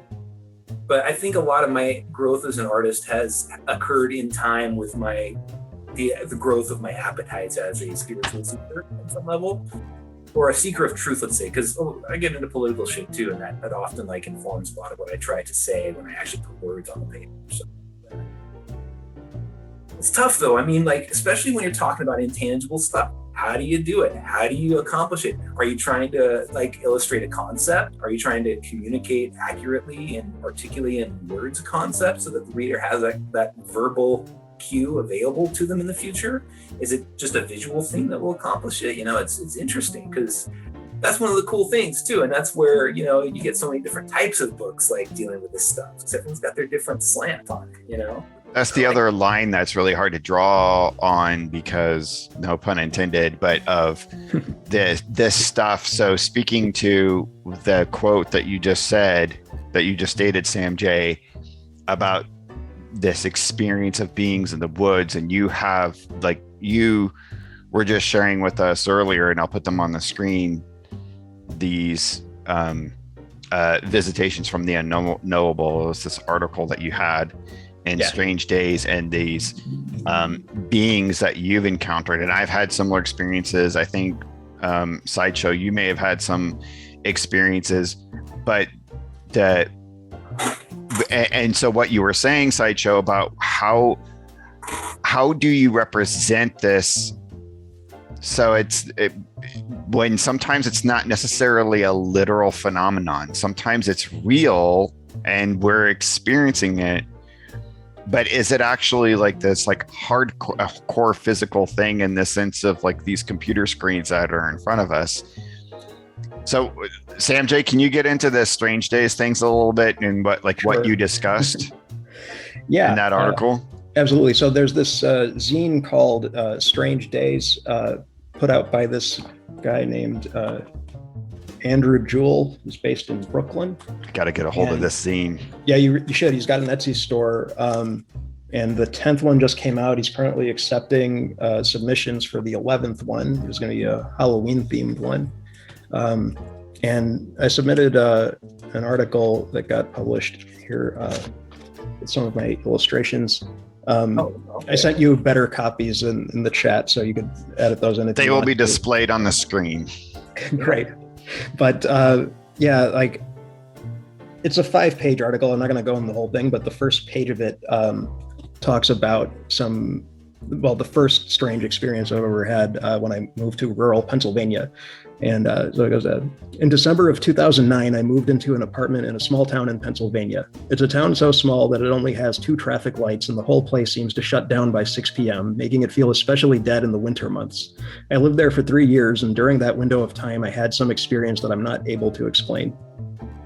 It was my first time living on my own, and I, not being fully civilized yet, only had a mattress on the floor instead of a bed. 2 weeks had gone by when I woke up in the middle of the night, unable to breathe. My eyes opened, and I saw a tall, dark male figure standing over me. His features were obscured by shadows, but his face appeared to be purple, and he wore a black bucket hat and a long black coat. He was very broad and so tall that it seemed like he had to hunch over in order to fit under the high 10-foot ceiling. His arms were so long that he didn't need to bend down while strangling me. His large hand fit around my neck with ease, and he applied a lot of pressure. I couldn't move. I tried to scream, but only managed a low, garbled screech instead. Despite all my struggling, I was only capable of moving my eyes. I looked to the right, only to see that crouched on the floor beside me was an old hag in ragged clothing. Her wet-looking skin was cold and gray, and her long, stringy white hair hung past her shoulders. Her irises matched her gray skin, and the whites of her eyes were a pale yellow. Her face bore a sick and unsettling smile, and then she brought a bony finger up to her thin lips. Shh. Jesus. Everything went black, exactly like it did when I was being put under for surgery as a child. Dark swirls surrounded me, and no matter how hard I tried to fight it, my eyes closed anyway. I don't know how much time passed, but my eyes opened again and I was still unable to move. The kitchen was illuminated, but the dull white glow wasn't coming from the ceiling light. I couldn't see the tall man or the hag, but heard them talking to each other. A deep, gravelly male voice spoke. "What should we do about this one?" And the hag replied in her raspy tone, "What can be done about him?" I got the feeling that he was subservient to her, and that whatever they were doing or trying to do, I wasn't supposed to wake up in the middle of it. And now they had to change their plans. The black swirls returned, and the next time my eyes opened, it was morning and I could move again. I was near tears and I'd never been so scared in my life. My first thought was that my new apartment was haunted, and I almost wanted it to be true because it seemed better than the alternative, that I'd completely lost my mind. I spent the entire day at work being a bad employee by Googling sleep paralysis visions and hypnagogic hallucinations. And I initially took comfort in knowing that a lot of people saw similar entities during their sleep paralysis experiences, but that comfort left me when I realized that science can't yet explain why so many people see an old hag or a tall shadow man with a hat. So to go back to what you were saying, if I'm relying on my five senses, it 100% happened, right? I felt the fingers around my neck. I saw him before me. I heard her shush me with her bony finger in front of her face. And I have no evidence to I have no sensory evidence to lead me to believe that it didn't happen. Yeah. But, I also am fully aware of how crazy it sounds. And it's like the further you go in life, you come to a point where you realize, God, it might be possible that a mind could just generate all this shit on its own. Right. Like, you don't know. It's fucking weird. Right. And the fact that sleep paralysis is a thing, and, hypnagogic hallucinations is a thing. Maybe, the shadow man with the hat and the old hag are just other archetypes that our minds tap into for whatever reason. But, the fact remains, we don't have an explanation yet. And so it's like what you were talking about earlier, Sam, like the takeaway is like, we don't know and we can't know. And the mystery is part of the fun. If getting strangled in the middle of the night can be called fun. I think get over the fucking fear. I think it's entirely possible, though, just because it's a brain thing doesn't mean it's just isolated as a brain thing. Our brains are these like radio antennas that have interaction with, they're not isolated compartments. They do have interaction with the environment around them. And, Rick Strassman, although his hypothesis isn't built out completely, but the work that he did with DMT, is got a lot of credible ideas surrounding the fact that some of the stuff that works in our brains. I'm not a scientist, so I'm going to butcher all of this, but the dimethyltryptamine in the endocrine system specifically, is possible that it could be an interactive medium between whatever that daimonic reality is that we experience as other, and this matrix of sensory experience that we have here. Because there are stuff like that, like an experience that you've experienced, Sam. Not to always take things back for myself, but it's my experience as well. But I've in the shamanic training that I went through is in some of the indigenous practices that I've experienced, where some people have shared hallucinations and experiences of the same thing, but yet someone else may not be seeing it. But there are these interactions where the shaman or the head medicine man would go in an experience like you were having and would be seeing it as well, and having that interaction and changing that experience for that individual. So I think there is a way, and I've myself have experienced different things in my training where, while I was on Vision Quest, my teacher would not only send me messages through that daimonic matrix, but also would tap into stuff that I was experiencing and be able to replicate that to me when I was out in the middle of nowhere, and replicate some of those experiences back to me that they knew that I had experienced. Yeah, I don't think it's so cut and dry. Well, the whole sleep paralysis explanation, I mean, there's a really inexplicable, consistent correlation that kind of defeats that argument to me, which is that why am I having visual hallucinations just because my body has gone to sleep in a little spot because I slept on my arm? But there's always like when people try to explain those shadow people like sightings by like that sleep paralysis thing, is like there's no explanation given as to why that should be a thing that's corresponding together. The visual and the sensory, or the numbness in the nervous feeling, the visual and the nervous. Yeah. Well, I mean, I could be misunderstanding, but it might be what Daniel was talking about earlier, like the dimethyltryptamine that is released while we're dreaming. Our dreams feel so vivid and so real. And then when you are experiencing sleep paralysis, it's because you're not breathing properly. And so your body kind of half wakes up, but you still have that dimethyltryptamine in your system. And so you are like dreaming while your eyes are open. And so like the idea behind this explanation is like, okay, so if you're sleeping on your back and like the pillow is too thick, or you have two pillows and your head's like this, and you're not breathing properly, then you're while you're in this dreamlike state, but your eyes are open, your subconscious is trying to explain why you're choking and not able to breathe. But now what's weird about that is, why do they keep envisioning hat men and hags? Like, if, why wouldn't it be some like evolutionary holdover where we imagine like a python strangling us, or, even just a home invader, like a more traditional looking home invader? Like what is it about, especially the hag? Like what is so inherently physically threatening to us on a spiritual level about an old woman? Like there's nothing that shouldn't be. No, yeah. So first of all, I wasn't aware that was like the constant like thing, like that's what most people see. It's very common. But very common. When you sent me the picture of the hag, I don't know if I talked about this in my previous session with either of you, but I put this in my most recent book, Shamanic Soul. This is in there.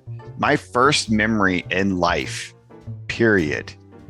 Like my very first memory ever is waking up. Yeah. Waking up from a nap. I was 4-ish, maybe earlier. And I woke up and I go into the living room, and my brother and my dad are sitting on the floor playing Atari. My mom's on the other side of the living room folding laundry on the couch, and then there's this huge bay window in between, and a hag very much like that is sitting there in the window staring at me. And it's not like a good stare, it's just one of those things that just hits you at the core. So my very first memory is one of complete and utter fucking terror. It froze me. And of course, when I got out of that, I don't remember much. And whenever I was in the paralysis, other than it's like her gaze locked mine and I couldn't do anything. But when I finally broke free, ran over to my mom, and she was gone. But I've had experiences of that hag kind of manifesting multiple times in my life. And it's always been utterly terrifying. It often does associate with sleep and dream time and surrounding that time, but not always, but it does mostly. So I have had experiences where I know the dimethyltryptamine are going like, raging like crazy. And I think that it's very strongly correlated with that. But why that figure? Yeah. I just had some weird vibes rise up in my body when you were talking about the hate, because all of a sudden it brought this memory to me of this kind of, I haven't had it in a long time, but there's this kind of dream figure I occasionally visit. It's in this weird dilapidated house, and she's got an icy clutch that reaches out of her and into you. And it's like, oh boy, every now and then I'll end up in a dream and I wake up with those fucking vibes singing through me forever. It used to terrify me. And I used to always kind of associate it with that initial shadow experience that I had mentioned on the last interview I did with Daniel. But Yeah, I've often wondered if she wasn't like a ghost or something like that.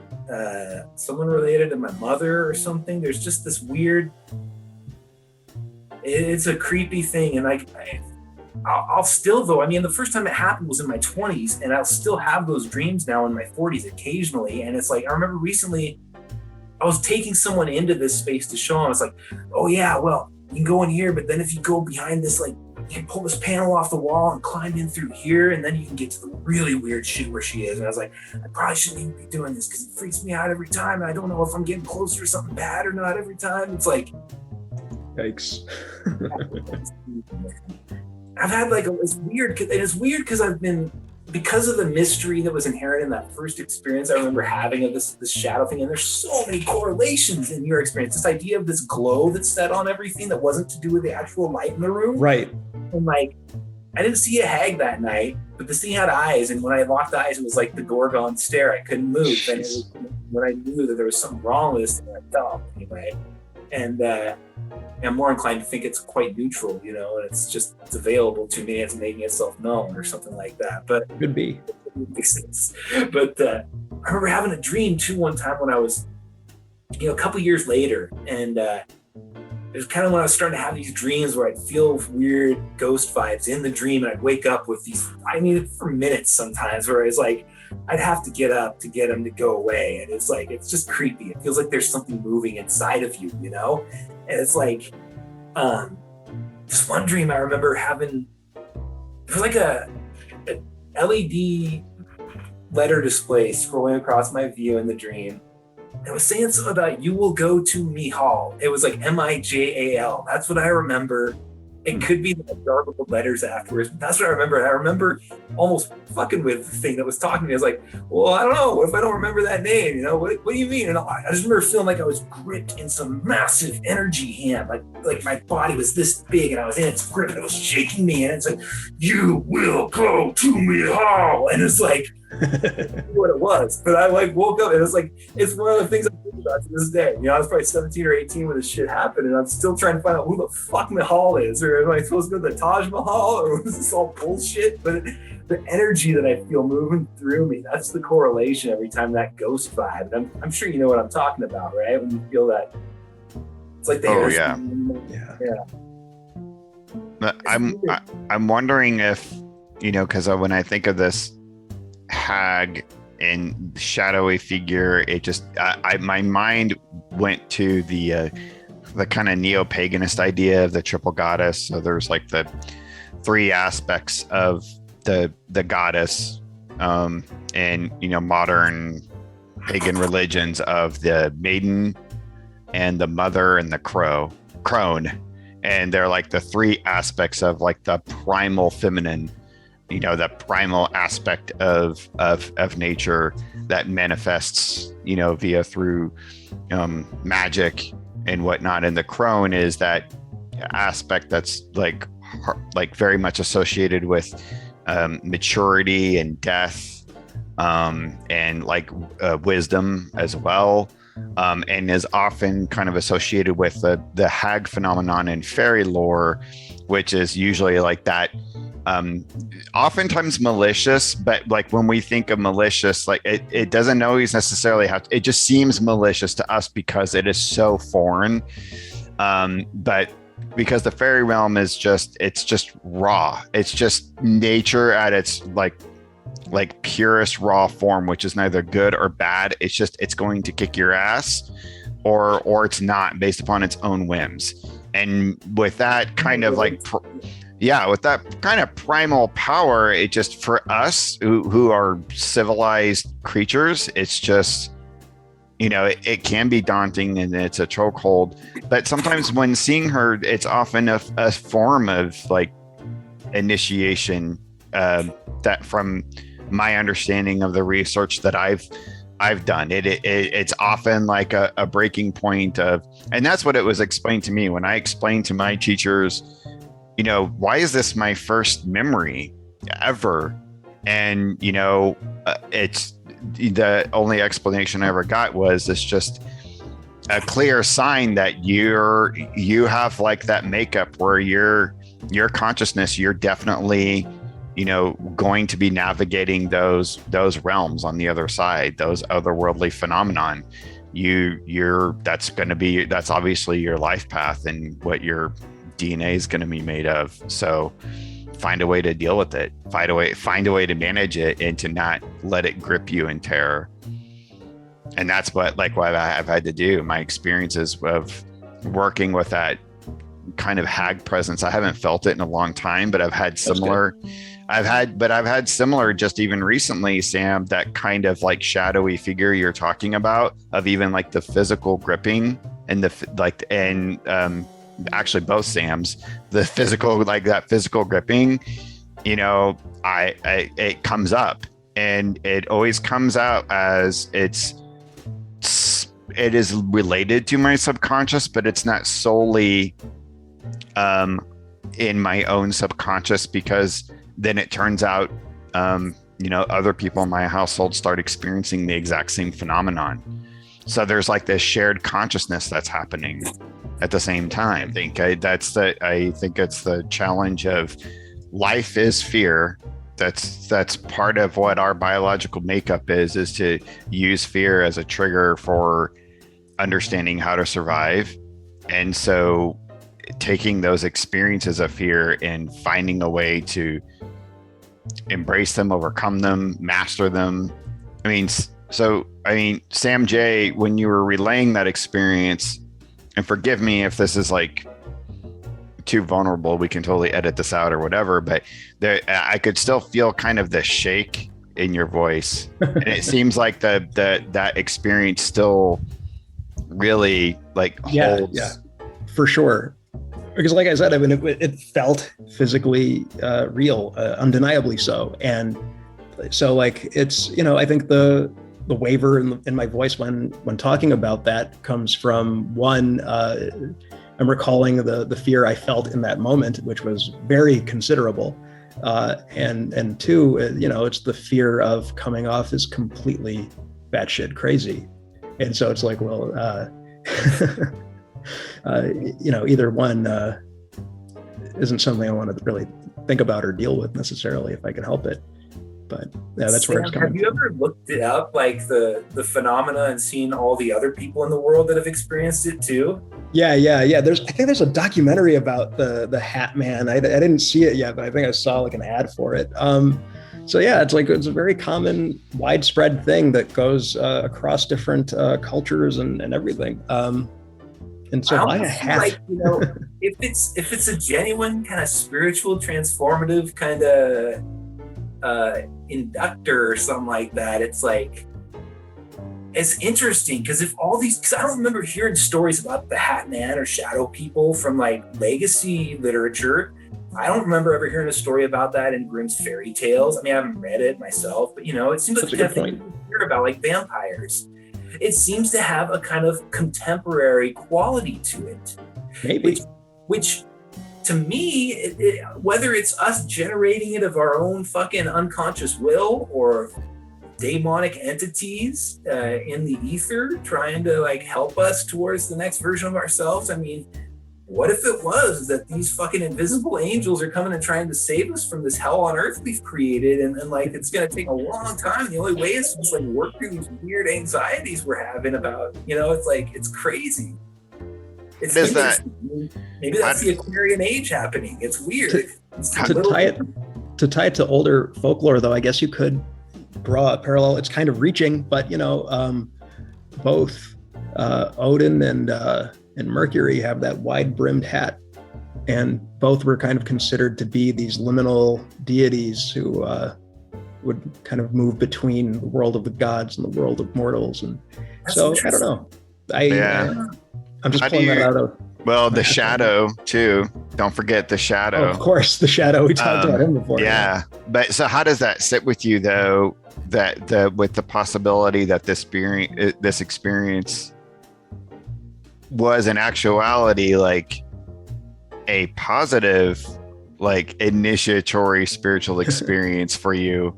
Does that just make you go, shut the fuck up, Daniel? No, it was the most terrifying night of my life. It's something like it was probably the most terrifying night of my life, but like in retrospect, like looking at like what was happening, like something I talked to you about last time was a big part of why this book came out was because I was insecure about getting older and not having produced anything. And while I was in Pennsylvania, that was like the longest stretch of time where I didn't do any real creative, productive work. So like I moved there, had this experience, basically stopped drawing, stopped painting, stopped doing everything. And then, I very quickly learned how tied to my happiness and mental well-being that part of me is, because, I started gaining weight and like drinking more and like all this stuff was just happening around not creating. And then, once I moved out of there and moved to New York, after 3 years, like then everything started moving much, much faster. And I just kind of correlated that change with, New York's energy where people are more go, go, go. And like, you kind of have that fire lit under you, but who knows, maybe it was all just something that was kicked off by the funny experience that I had. Who knows? Maybe I needed that 3 years of gestation or whatever to, I think everybody does. I mean, that's it.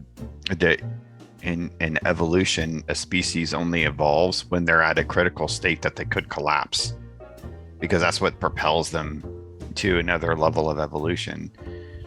I mean, that's my estimation. I'm not an evolutionary biologist, but I've just anecdotally and from what I've read, that's the way people's lives go. Very few people are just born this blossom that's just continually producing and on a positive path. It has to roll like this. You have to hit a point that gives you either the opportunity to completely fail or to push forward and to push through it. It sounds like that your time in Pennsylvania was totally that. Yeah. Yeah. Or maybe, it could even mean like, you stop creating and that's when the demons come for you. Oh, fuck yes. That's so true. And when I look back on the time of my life when I was too insecure to create, it's the worst fucking times. Yeah. And it's very chicken or the egg, because I don't know what came first there, like the lack of productivity or the feelings of depression. And I'm fine with what if, and then pretty much anything that follows. I just hate when people say, no, it is blank, whenever there's that sense of definition, because I don't think we're at a place yet where we could make such a confident statement, or if we'll ever be in that situation. But to speak to your desire to be grounded, Daniel, is actually how I found out about you is through Ben Granoff, where he and I were talking about something, and I think I told him about that Hatman experience, and he was like, "Oh, you should talk to Daniel Moeller. He's into all this weird stuff too, but he's not too out there like you." Like, it's like he's got that balance, because like when people go too far in either direction, like too far to the woo or too far to the skeptic side, I can't really subscribe to what they're dishing out there. Yeah. Again, it's about the mystery, right? And especially in the contemporary age where we're uncovering so many laws of reality, so as to like almost feel like it's all mapped out already. It's like, that's what we should really start focusing on preserving, is the mystery. We should start really all together thinking about how important that is. Because what's interesting without mystery? What is interesting? It's just a monotonous cycle of work and sleep if it's not fucking imbued with something that gives it a mysterious quality. I was going to call this segment the Sam Squared segment, solving the riddles of reality, but I think it's just going to have to be like embracing the mystery or some shit like that. Embracing the riddle, yeah, because that is part of like what keeps us going too. Again, it's like once you solve it, it's like, okay, great, it's solved, yay. So well, I kind of think you go beyond that point and you kind of fuck yourself up, like almost like technology today. Like I have this recurring frustration that I keep expressing. That's like technology was better 10 years ago than it is today. It worked better. Like it's got too many layers of shit happening, and it's like constant. Maybe it's just because my phone's outdated or something, but it's like there's so many things going wrong in my experience of technology. It's almost like we passed the point when it was good and we're going too far with it. Like we're going too far with this meticulous reorganization of life in our image. You know, we have to fucking stop trying to order everything according to our will. Like we have technology where we say, okay, that's great. We have phones that fucking record movies now. This is a great place to stop. In fact, let's just keep taking the same model of phones forever. We can keep the company doing it, but let's not keep on like having to reinvent the phone and resell them every 2 years. Let's just use these cool phones forever. Right. This is my phone forever. I'm gonna die with it. I love my phone. I never had another one. Wouldn't that be cool? God, yeah. Sorry to change the subject. I can't. I mean, one possibility to consider there is maybe we're just getting old and technology's passing us by. Kids and their tangled technologies. Speaking of technologies, if you guys don't mind, I'm gonna reverse us back to an ancient technology. I wanted to share with you guys if you wanted to. So I took your birth dates. So we had a conversation earlier for those that are listening about, I had mentioned something in our text about like the Hanged Man tarot card being my life path. Yeah. Yes. And they're like, what? How do you figure that out? And what does that mean? And blah, blah, blah. I'm like, well, so there's a way of just taking a person's birth date and on the path working initiation that I did with the Kabbalah Tree of Life, and I'll put the symbol on the screen and everything so people can see it, but it's made up of a series of sephirot, of spheres that are basically the different emanations of existence, starting at the top from the creative point, like the creation originating point. And it's basically a map of the phases of how things go from non-manifest reality to manifest reality. And so a lot of the mystery schools were based upon traveling the pathways of the Tree of Life because it all corresponds with our own neural matrix and our own like psyche. So it's a way of understanding oneself better, as well as understanding the greater universe. So there's a way of taking the person's birth date and numerologically parsing it down to a specific number, and all the pathways on the Tree of Life are basically have tarot attributions, okay, of the major arcana, because the tarot is, again, it's a storybook. It's just a narrative of the creation of the universe in and of itself. So my wife worked it out. And so mine broke down to being, the Hanged Man, and that's my card, and that's on path. I have it all parsed out in my book here. Shit. I think it's path 23. That's the Hanged Man tarot path, and it's between the Sephirot of Gaburo and Hod, which what does that mean other than it's basically this point on the Tree of Life between kind of the physical reality and the matrix where things get built, like the architecture of the universe. And it's kind of like that breakdown point of like refining the blueprint so that it can become manifest. And the Hanged Man is the attribution of that, because that's the spiritual perspective of the universe. Like, we think, this goes to our conversation, because we think, oh, it could be aliens, right? Or it could be this, it could be whatever. But in actuality, it's like the way the universe actually is perceiving this stuff, if it's conscious, is like completely it would completely turn our world upside down. We wouldn't be able to understand or grasp it. Thus, we end up going, most like gurus and spiritual people are fucking crazy, right? Like we are.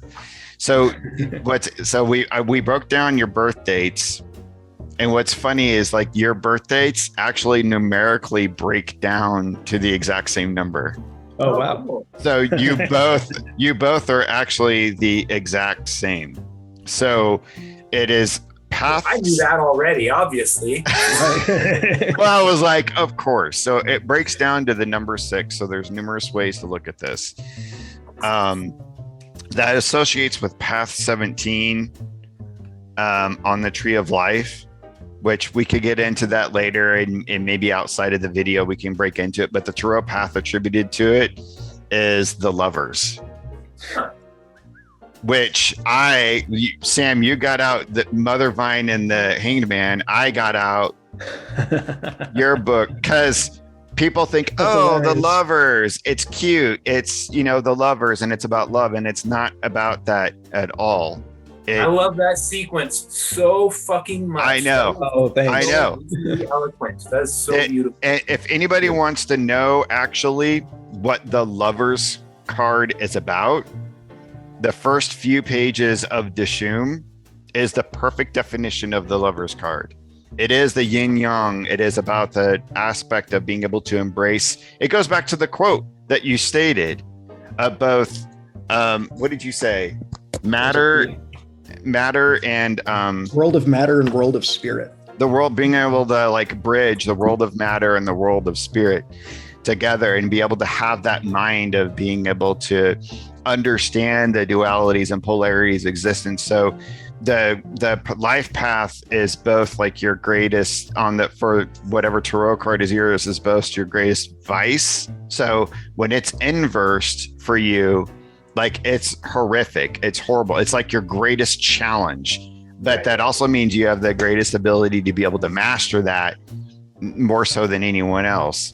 And what I find interesting about the Lovers card, a lot of people will say, and the guy who taught me about Kabbalah said that if you have a Lovers card that doesn't have 3 figures in it, then it's not an appropriate Lovers card, because that third figure is supposed to be that it's about this goes through our other conversation. In a way, it's about transcending gender, transcending duality, masculine, feminine, positive, negative, good or evil, and rising yourself to a third higher aspect of yourself that is beyond what you think this particular side is and that particular side is, because we all have that dual nature. And a lot of people call that the higher self. A lot of people call it, Dion Fortune calls it the individuality as opposed to personality. And I really like that, because your personality is mutable, or your personality shifts, your opinions change, it's your personal whims and wants. The individuality is that self that rises beyond your primal needs and wants and desires and fears and insecurities, that just drives forward to, whatever like your soul path is, whether it's you wanting to connect with God, or if it's making comics, or if it's playing music, whatever, and you're just driving that creative spirit forward. So anyway, I found that very interesting that you guys both had the same, but then it seemed to make sense to me completely. That is super interesting. Wow. Yeah. Thanks to you and Autumn for looking into that. The whole notion of like 2 different worlds coming together, it's actually something that's a recurring theme in all of Dishum, and that's why the logo has a Venn diagram. Yep. That's what that is. And it's not something I've ever told anyone, because I didn't think anyone would be interested, but that is where that comes from. That's cool. Yeah. Yeah. And it's like you even got that third aspect of it. Right. The blend between the two. Exactly. Yeah. They can't be separate. I mean, this is the way, not to take the Lovers card literally, but Autumn and I actually use this card as our marriage counselor, really. We use it as a life lesson for our marriage contract as partners. So whenever we're having issues, we usually bring that card out to meditate with it, in this sense of like, oh, not that we're lovers, but that higher third aspect, like we view our marriage as that. Like our marriage isn't what Daniel wants and what Autumn wants, and then we have to negotiate. Our marriage is this higher thing that's above and beyond us, right? It is a higher form, this third entity that we both have agreed that whatever befits our personality can be sacrificed for the sake of that marriage, because that's just what we agreed to. I'm not saying this is the way every marriage should work. This is just our personal agreement, and it works for us. It always ends up working for us, cool, personally. But to have that as your like life path, I think is like, it's one of the last cards. So on the tree of life, on the paths and the higher realms, they're the more supernal, like etheric, closer to the singularity point, because it's all based upon numbers too, starting from a 0 to a singularity to how things built out into duality and eventually into manifest existence.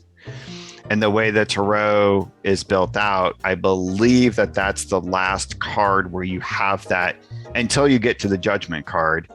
Where you have that like dual aspect of existence, and then you start getting into more singular pieces like the Hanged Man, death, stuff like that. But it's about Builders of the Aditum. Did I say something about that last time we talked? Builders of the Aditum. I don't think I recognize that. Rob Bresney, the astrologer. Okay. He mentioned that he's been part of this group for a long time. He just said he'd been part of a mystery school for 25 years or something. And then when I texted him about it, I was like, what's the name? He's like, Builders of the Aditum. And they have like groups in LA and Australia, etc. I'm not sure. I kind of looked into it a little bit, and I just tend to be kind of Groucho Marxist. I just don't want to be part of any group that have me. Yeah, groups are weird. You got to be careful. The New Zealand branch of this Builders of the Aditum has a really cool YouTube channel, and it goes through each major arcana of the tarot, and there's like a 45-minute description. Oh, nice. Fascinating. It's a really cool thing to look up. The tarot is like representations I've found, like to just kind of enjoy while you're doing shit. I'll look that up. You can just keep applying the symbols of the tarot over and over and over again. It's weird. It's just so vast. There's another aspect to the number, because when we broke down your birthdates, it came down to the number 6, each of you. And there's another way to apply that to the tree of life, which is the Sephiroth themselves and not the paths in between. So there's the spheres, the Sephiroth, and all the paths in between. The tarot major arcana are usually attributed to the paths in between, because those are more subjective aspects of existence. That's one of the focuses of this Aditum group too, is integrating the Kabbalah and the tarot. Right. Well, the other way is to apply the number to the Sephiroth, which are the different stages of existence, of reality. And you guys being 6, you're in the exact center of the tree of life. It's the Sephiroth of Teferet.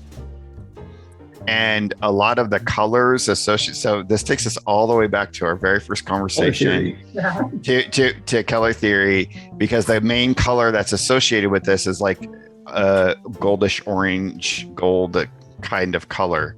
And we were talking earlier about Led Zeppelin and everything. I was like, that's so funny that you guys are bringing up this like kind of color scheme, because that's the color scheme of Teferet.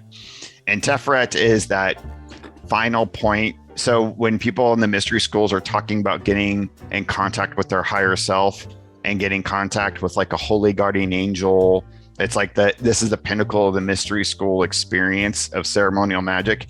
Teferet is really the highest point that a human can achieve. To go beyond Teferet is like there's no identity left after that. You basically don't get to have an identity of I am Sam and Sam. It doesn't exist above and beyond that. Kind of like when Gandalf, I used to be called Gandalf. Yeah. Right. Yeah. And so Teferet's a really interesting place, because it's the middle point where all the stuff meets between the higher realms and the lower realms. It's like the perfect balancing point.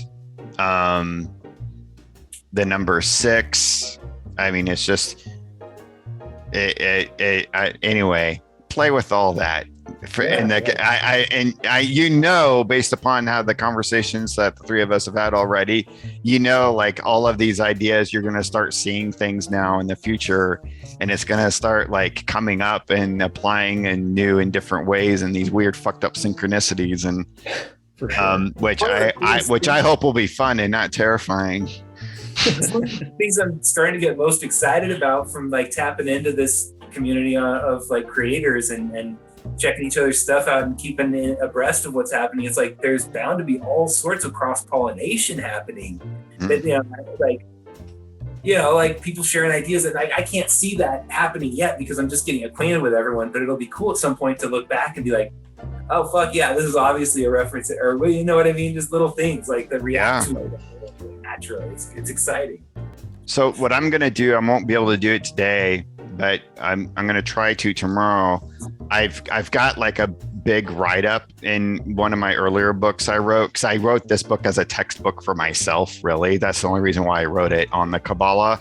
But I'm gonna send you guys write-ups of like this info, like cool. Detailed stuff. So if you ever want to read up on it and like have, that as a reference point, and you don't have to make it define your life, but I think it's just a fun thing to play with. I think it's fascinating because I have shit that crops up about the hangman all the time. It's not showing up my card. That just like you were showing earlier, Sam, like my ayahuasca experience, it was like suddenly I was like strung up and applied as the hangman. And what's interesting is that happened. And then I realized when I was making the next few issues of Psychonaut Presents on my dark medicine story, there's another initiation in which I was basically strung up like the hanged man again. And I even asked the curandero about it, like, oh my God, I'm the hanged man right now. And he's like, yep, that's your new body. It was like, holy shit. So it's just all this weird shit's been it always crops up with it. And I don't know. It's good medicine. Well, guys, we've been at it for a while. We're going to have to do a part 2 just because of the twos thing. We're going to have to do a part 2 because I'm pretty certain, because I even looked at some of the things I wrote down. I'm pretty certain, Sam J, some of the things that you had written down, we probably didn't even get through everything. We got through almost everything I wanted to talk about. Oh, okay. It was like one or two there. It would actually be really quick if we could.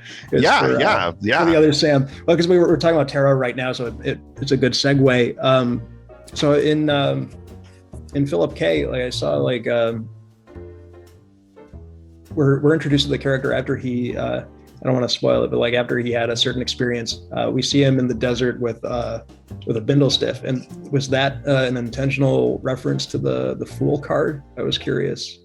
I don't know. I think like one of the earliest drawings I did of him, I always imagined him with that. And I have a great uncle who just died a couple years ago that was actually a hobo in the Great Depression. Oh, wow. And he kept doing it up until his 70s in the summers, even though he has a wife and kids and owned property in San Luis Obispo and stuff. He'd still go out every summer, and he was known as Guitar Whitey. He even wrote a book about it. So, and he just passed a couple years ago. I got this railroad spike on my arm tattoo. Can you see that? Wow. Yeah, that's kind of reference to him. It says "See-you" with an arrow and a little wavy line, which is like how he always sign his like letters, "See you" down the line. Anyway, so there's like probably more of that. And I've done some train hopping myself, so it's all kind of interwoven. And I've played the Fool most of my fucking life, card and just literal translation. Because I said so. Fucking yeah. You are Philip K, dude.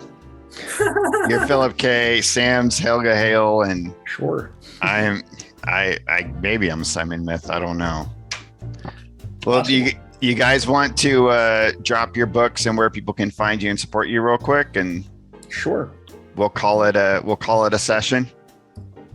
Yeah. In keeping with the theme of twos, we have 2 issues of Dishum, and not only that, but issue 1 is now on its 2nd printing. So it's another 2. And those are available at etsy.com/Dishum shop/Sam Royale. And then I also have t-shirts with my logo. Beautiful. Helga Hale logo. And, Nice. the Dishoom logo. There's some other ones on the store as well that I don't have handy. And all of those are available thanks to my wife making a store at dishoom.creator-spring.com. And then I have one more quick thing to plug. Two more things. One is James Windsor Smith has a book that is coming back from the printer very soon called Outstanding Achievement Presents Papa Balloon and Cactus. And he did an amazing job on the stories there. For people who don't know James, he in 2020 experienced 2 strokes and had to basically relearn how to use his drawing hand, and went through a lot and is still going through a lot regarding his health. But this guy is just unstoppable when it comes to creating, and I'm very fortunate to know him and fortunate to have had the opportunity to do his logo and cover for that book. And he is a generous and supportive dude. That guy puts out so much positive vibe. My God. Yeah. And he bought a piece of art off my fucking Kickstarter, dude. That's awesome. He's incredible. He asked me if I would do his cover, and I tried to talk him out of it for a while. I was like, man, this is your first book out, and your characters and your brilliant character designs, and I love your use of color, and I love your watercolor work. This should be your cover. And he just would not have it. So I begrudgingly accepted, but also really enjoyed getting to play with the toys in his sandbox there. I love his style. And he's funny as hell. He's fucking hilarious. Love him. I've never had a normal conversation with him. It's just a series of bad jokes back and forth. And one more thing to plug, there is someone who you talked to recently on your show, Michael Fitzgerald Troy, comic creator, comedian, and YouTuber. I got him down the NFL Super Pro rabbit hole. He, unfortunately for him, bought every single issue of the book, and he and I are going to be covering them over 12 videos. And yes. We're recording the first one tomorrow. And, the thing is, Eli Schwab and Ben Granoff, they have their Grendel podcast. And what happened after they started it was Grendel got announced as a Netflix show. And so now they are going to have the quintessential show on that title. And they're going to be the go-to people for anyone who's looking for more information on their favorite new Netflix show. Well, the thing is, NFL Super Pro, the NFL is huge. Marvel Cinematic Universe is huge. It's only a matter of time when NFL Super Pro becomes the biggest property of all time. And we want to get in on the ground floor there. You want to know what I think is the best property of all time? Sledgehammer, baby. That's it for me. Fuck NFL Super Pro. He's a jock. Just kidding. How dare you? How dare you? We're gonna go into more detail about it in our video tomorrow, but I have a lot to say about his athletic ability. It's a real sticking point. I'm crying. I'm literally crying right now. Hey Sam, if at some point you think it might be an interesting project, maybe we could collaborate on a Sledgehammer versus Super Pro special. I don't know. Think about it. I've been approached about NFL Super Pro fan projects before, and I'm a little hesitant only because I don't want Disney and the NFL after me. Well, I'm looking forward to that, man. That sounds awesome. Appreciate it. Cool. Sideshow, what would you like to plug? You can go to my Facebook. It's really all I have. I have domains up the ass, but I don't really actively. Yeah.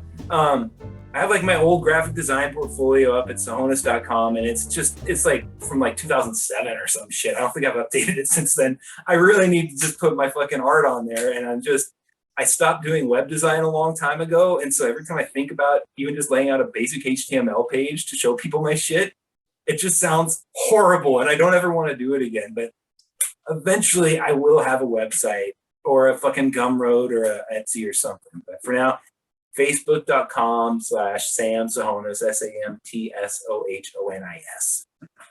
All right. Well, plug it out. And issue 2 will be in my hands soon. Philip Cade. I'm really looking forward to that. And everybody knows where to find me. I have a Patreon. I love my Patreons. I'm still selling copies of Simon Myth Chronicles issue 1. I still have copies of Psychonaut Presents, and I just got the proof of Simon Myth Chronicles #2. And again, I want to thank Ben Granoff for assisting me on the cover, and thank Tony Lorenz and Eli Schwab for having amazing pinups in this. And I'm like getting ready to dive in and start issue 3 soon. So it's been a hell of a journey. But all right. One last thing. Yeah. One last thing, just so it's in the ether. Oh no, you finish your plug. I'll stop. Finish your plug. Well, I'll talk about No. I'm done. Everybody knows where to get my shit. What are we putting in the ethers? Well, it's okay. It's something that keeps coming into mind, and I want to figure out how to get one going because I think it'd be useful. It might be impractical to put together, but I have extra pages I need to fill in my book, right? I even often fuck up spreads, so I have to insert a page ahead of the spread of ads in order to get it to lay out right. So I'm making ads for my comic, and I just keep thinking, wouldn't it be cool if there was a kind of ad page every month that was available for people, or every time someone was releasing, we could put together whatever's contemporary from the people in the Cartoonist Kayfabe ringside seats, and you could just have it available so someone could plug it into their book and just do that. I don't know. It's something to think about, because I've offered it as a backer tier, and no one's contributed so far. But I don't necessarily need it to be a paid thing. It would be a really valuable thing, though, for all of us if we had that kind of branding presence in each of our books. That would be an interesting thing to think about if you guys agree. Ben Granoff mentioned it. Craig CK mentioned it in his. Chris Anderson. The community is big enough. If we all supported each other in that way that you're talking about, and everybody bought each other's books, we could probably make a living out of this. Maybe not we've got a lot of people. You could have a template that would be just preserved, and you could plug in quick thumbnails or whatever, whatever the new content was. You could keep a very simple template and input new info without necessarily incurring a lot of extra work for any one person. It wouldn't be that hard if it was just a kind of central template that you went on, I feel like we need to have a sort of business symposium to actually go through talk through, okay, everybody, let's kind of create this paradigm, and how can we promote it and get through the details. So it's a good idea. It's a good idea. It would seem really silly to do without including Eli Schwab on it. Absolutely. Yeah. Talking about putting something like that together. Yeah. 100%. That's who I was thinking of. Yeah. You hear that, Eli? All right, guys, we're going to jump off. This was awesome. I want to do it again. I love the two of you. Thank you for joining me for this special Sam Squared segment. Really appreciate it. I admire you both. Likewise. And cool. Well, we'll call it an hour a day. How long have we been talking? I don't know, because time and space suspended. But we'll see you guys again next time, if we can take it, if the world can take this, and keep it psycho. All right.